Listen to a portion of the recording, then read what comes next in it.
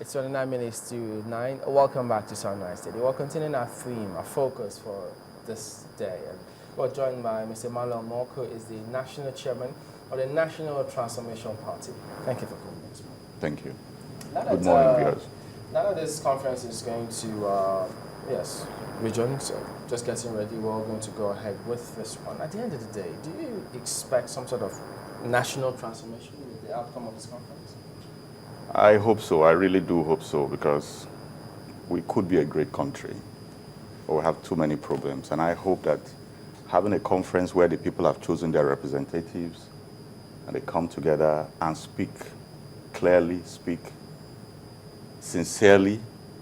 You know, one of the things about democracy is it's a government system where people elect people to represent them for their interests.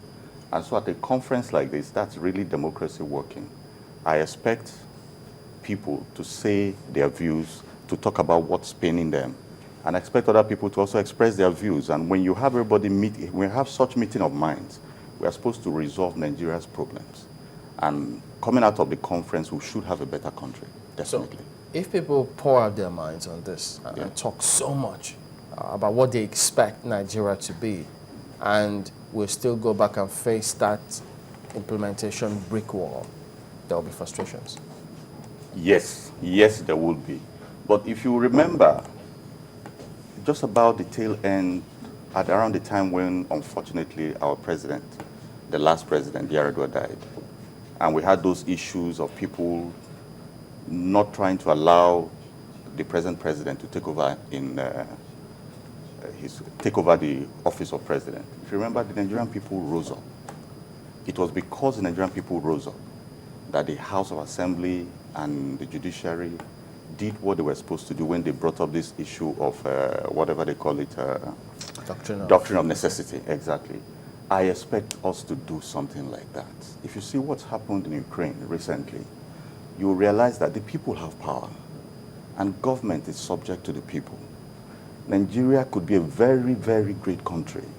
Unfortunately, politicians have messed up the country, and they continue doing so.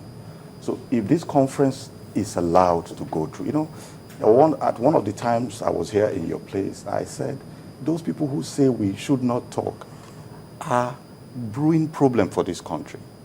It's best for us to bring out our frustrations. Everybody listens to everybody, respects everybody, and then we find ways of providing solutions. When we get to that place, nobody can stop us. Do you see Nigerians, do you see us getting to that stage where we can actually insist, whichever way, saying that, look, we don't want these walls anymore, no more ethnic divide, no more all of those walls which the politicians preach to the people and say, we just want change? Yes, we did it January 1st, 2012. We woke up and the government had removed fuel subsidy. They did not return it because they wanted to. The people said you cannot, and they returned it. And that's what will happen, I'm telling you. You see, this country belongs to us. We've not stood up for our rights.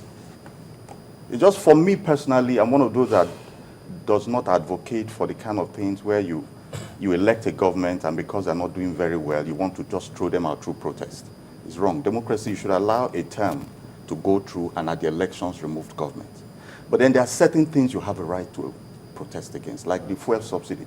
This conference, unless those who go there to represent us are stupid people, unless they go there to disgrace themselves, they will come back to their communities. I'm telling you, you'll see what will happen to people. Does it necessarily follow when some say, look, they don't see us ask enough questions of our local government chairman, our state governors, before we then proceed higher? They think that if we don't do that yet, we may just have a problem just jumping those levels to the very next level.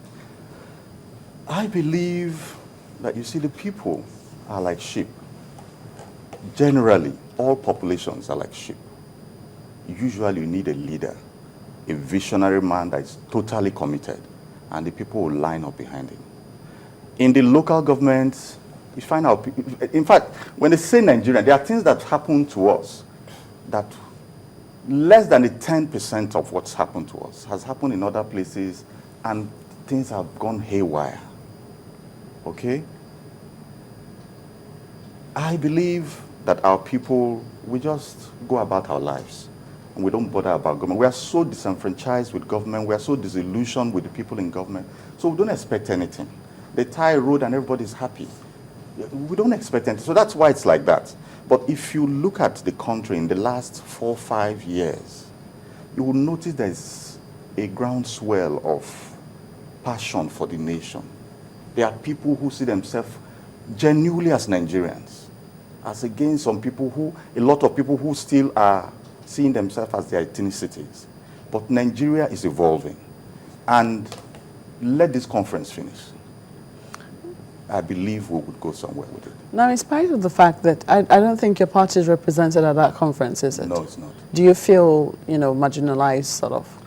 I do so, but it's, you have a question of how unwieldy. The American Constitution, there were less than, 50 people that sat down to put together that Constitution. So for me, you cannot have everybody in that place. But then those people who are there, we should be able to find a way to get our views across to them, like the Yorubas did and created a bit of an agenda for the Yorubas at the conference. And those who are going, in fact, they even said they set up something like a monitoring committee to monitor their members at the conference.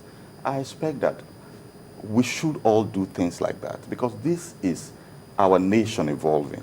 It's not as if at the conference will now come out and you find that some people are not going to negotiate how they can chop more.